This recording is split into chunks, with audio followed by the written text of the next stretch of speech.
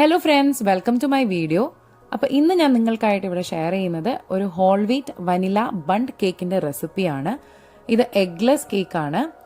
അപ്പോൾ ഈ കേക്കിന് ഒരു സ്വിറിൽ ഷേപ്പ് ഉള്ളതുകൊണ്ട് തന്നെ ഇതിനെ സ്വിറിൽ കേക്ക് എന്നും പറയും. അപ്പോൾ ഇതിന് വേണ്ടുന്ന ഡ്രൈ ഇൻഗ്രീഡിയൻസ് എന്തൊക്കെയാണെന്ന് നോക്കാം. അപ്പോൾ ഞാനിവിടെ 1.5 കപ്പ് ഗോതമ്പ് പൊടിയാണ് എടുത്തിട്ടുള്ളത്. അപ്പോൾ ഇതേ സമയത്ത് നമ്മൾ ഓവൻ ഒന്ന് പ്രീഹീറ്റ് ചെയ്യാനിടണം. ഒരു 180 ഡിഗ്രി സെൽഷ്യസിൽ പ്രീഹീറ്റ് ചെയ്യാനിടണം. അപ്പോൾ ഈ ഗോതമ്പ് പൊടിയിലേക്ക് ഞാനിവിടെ 1 ടീസ്പൂൺ ബേക്കിംഗ് പൗഡറാണ് ചേർക്കുന്നത്. ഇനി നമുക്കിതിലേക്ക് ഒരു 1/2 ടീസ്പൂൺ ബേക്കിംഗ് സോഡ കൂടി ചേർത്ത് ഇത് നന്നായിട്ടൊന്ന് അരിച്ചെടുക്കാം. അപ്പോൾ ഈ ഒരു മിക്സ് നമുക്ക് ഇതുപോലെ ഒരു 1-2 തവണ അരിക്കാം എന്നുണ്ടെങ്കിൽ നമ്മുടെ കേക്ക് നല്ല സോഫ്റ്റ് ആയിട്ട് വരും. ഇനി നമുക്ക് ഇതിലേക്ക് ആവശ്യമായിട്ടുള്ള വെറ്റ് ഇൻഗ്രീഡിയൻസ് എന്തൊക്കെയാണെന്ന് നോക്കാം. അപ്പോൾ ഞാനിവിടെ എടുക്കുന്നത് ഒരു 1/2 കപ്പ് സൺഫ്ലവർ ഓയിലാണ്. നിങ്ങൾക്ക് ഫ്ലേവർലെസ് ആയിട്ടുള്ള മറ്റ് വെജിറ്റബിൾ ഓയിലും ഉപയോഗിക്കാവുന്നതാണ്.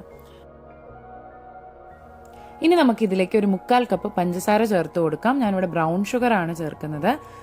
അതോടെ ചേർത്ത് നമുക്കൊരു വിസ്ക് വെച്ച് ഇത് നന്നായിട്ടങ്ങ് മിക്സ് ചെയ്തെടുക്കാം. ആ എണ്ണയായിട്ട് പഞ്ചസാര നന്നായിട്ട് യോജിക്കുന്ന വരെ ഒന്ന് മിക്സ് ചെയ്യാം.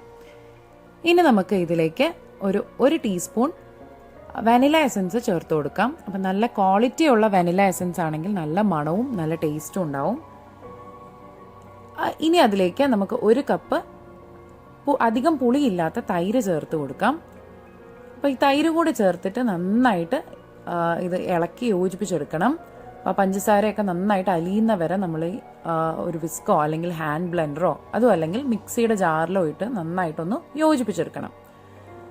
ഇനി ഇതിലേക്ക് നമുക്ക് തയ്യാറാക്കി വെച്ചിട്ടുള്ള ഡ്രൈ ഇൻഗ്രീഡിയൻറ്റ് ചേർത്ത് കൊടുക്കാം. അപ്പോൾ കുറേശ്ശെ ചേർത്ത് ആദ്യം അതൊന്ന് നന്നായിട്ട് മിക്സ് ചെയ്തതിന് ശേഷം അടുത്ത ബാച്ച് ചേർത്ത് കൊടുക്കാം.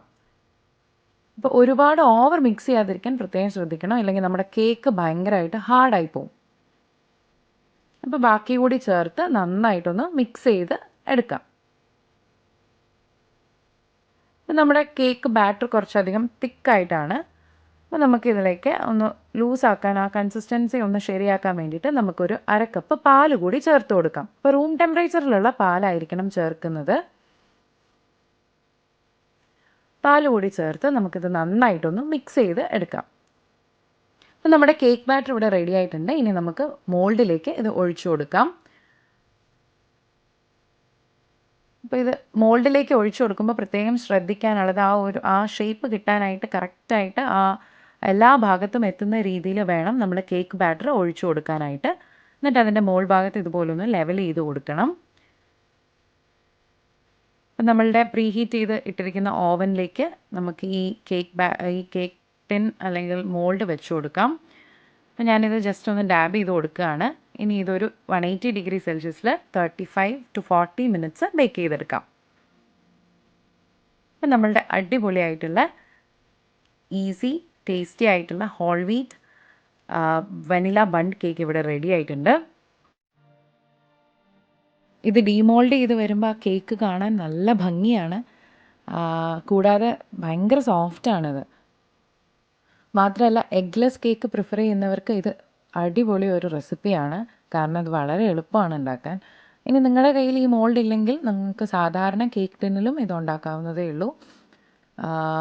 അപ്പോൾ ഈ റെസിപ്പി നിങ്ങൾക്ക് ഇഷ്ടപ്പെട്ടെങ്കിൽ ഇത് ലൈക്ക് ചെയ്യാനും കമൻറ്റ് ചെയ്യാനും മറക്കരുത്. അതുപോലെ തന്നെ നിങ്ങളുടെ ഫ്രണ്ട്സിനും റിലേറ്റീവ്സിനും ഒക്കെ ഒന്ന് ഷെയർ ചെയ്ത് കൊടുക്കുകയും വേണം. അപ്പോൾ ഇതുപോലുള്ള അടിപൊളി വീഡിയോസിനായിട്ട് എൻ്റെ ഈ ചാനൽ സബ്സ്ക്രൈബ് ചെയ്യാനും മറക്കരുത്. കൂട്ടത്തിൽ അതിൻ്റെ കൂടെയുള്ള ആ ബെൽ ഐക്കൺ കൂടി ഒന്ന് ക്ലിക്ക് ചെയ്യുവാണെങ്കിൽ ഞാൻ നെക്സ്റ്റ് വീഡിയോ അപ്ലോഡ് ചെയ്യുമ്പോൾ നിങ്ങൾക്ക് അതിൻ്റെ നോട്ടിഫിക്കേഷൻ കിട്ടുന്നതായിരിക്കും.